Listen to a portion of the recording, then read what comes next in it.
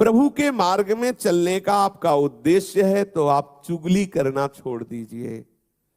देखो किसी से कहना नहीं, कसम खाओ किसी से नहीं कहेंगे। और अब वो दूसरे से बोलेगा देखो कसम खाओ किसी से मत कहे। पूरी समाज में बात हो गई और वो किसी से कहना भी नहीं है। ये बहुत प्रपंच का विस्तार अंदर होता रहता है, हम समझ नहीं पाते हैं।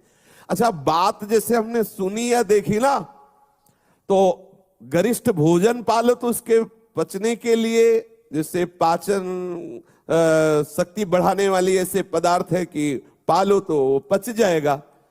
ऐसे ही जब किसी की बात अगर आपके हृदय में पहुंच गई और आप नाम जपना शुरू कर दें तो भले पच जाए, नहीं तो चाहे दीवार से बोलना पड़ेगा। आहा, अब थोड़ी शांति मिली। वो जैसे नहीं पेट में गुड़गुड़ गुड़गुड़ होए तो फिर अब उसमें चूरन, पंचसकार चूर्ण या कोई ऐसा डाल लो तो भले बच जाओ, नहीं तो वो फिर बार बार खट्टी डकारें आना और ऐसा। तो ऐसे इसमें डकार से आती।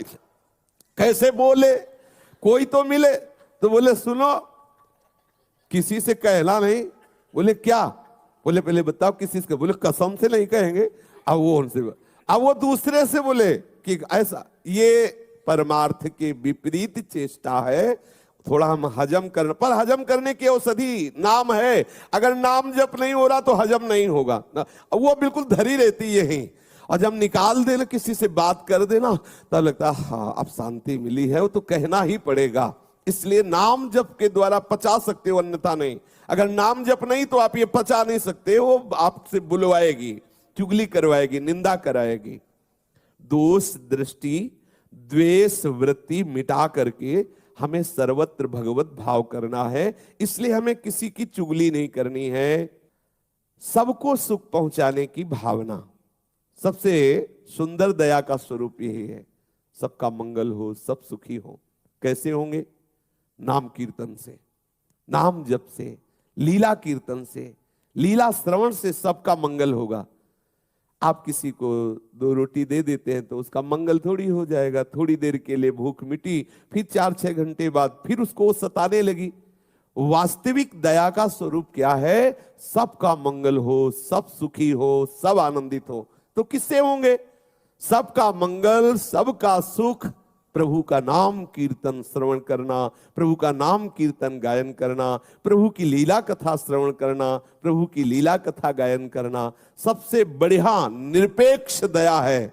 जब कहीं कोई आपको मिले तो उसको सुख प्रदान करने की भावना से आप भगवत चर्चा कीजिए, भगवान नाम कीर्तन करने की प्रेरणा दीजिए, भगवान नाम जपने की प्रेरणा। ये सबसे बड़ी दया है। नाम सुकृत धन अपनी जीवन, ये हमारा जीवन है। राधा नाम हमारा जीवन है, हमारा प्राण है, सबसे बड़ा धन है, परम धन है। अब हम किसी को राधा नाम सुना रहे, राधा नाम कीर्तन कर रहे, राधा नाम जपने की प्रेरणा करें, ये सबसे बड़ा सुख है, उसको दिया जा रहा है। क्यों? इसमें फंसोगे नहीं, फंसोगे नहीं। अपने आराध्य देव का नाम कीर्तन। अगर कहीं अन्य भावना करके अन्य दया करना शुरू किया तो फंसने के चांस हैं। सबसे हित की भावना, सर्वभूत हिते रताः। कैसे हित होगा? केवल किसी को थोड़ी औषधि दे दी, थोड़ा भोजन दे दिया, वस्त्र दे दिया दया करके, तो ये कोई खास दया नहीं हुई। सदा मंगल होता रहे।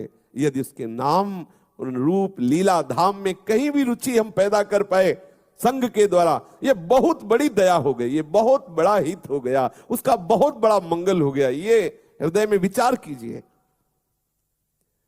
सर्वभूत हिते रताः कैसे होगा? भगवान नाम से होगा, भगवत लीला गुणगान से, भगवत रूप चिंतन से होगा। कोई भूला हुआ जीव यदि भगवान नाम जपने लगे, उसका मंगल हो गया। उसके शरीर से ऐसे परमाणु निकलेंगे, जहां वो रहेगा वो आसपास वातावरण मंगलमय होने लगेगा। अगर एक आदमी दुराचारी है, गंदे आचरण करता है, तो जिस मोहल्ले में रहता है वो पूरा मोहल्ला दूषित हो जाता है। उसके वातावरण से वो सब दुखी होने लगते हैं। एक महात्मा जहां रहता है तो वो क्षेत्र आनंदमय होने लगता है, क्योंकि उसका प्रभाव सबके पाप का नाश करके आनंद प्रदान करता है। इसलिए सच्ची दया अपने ऊपर और सबके ऊपर यही है कि खूब भगवान नाम कीर्तन किया जाए, भगवान नाम जप किया जाए, भगवत लीला गायन श्रवण किया जाए।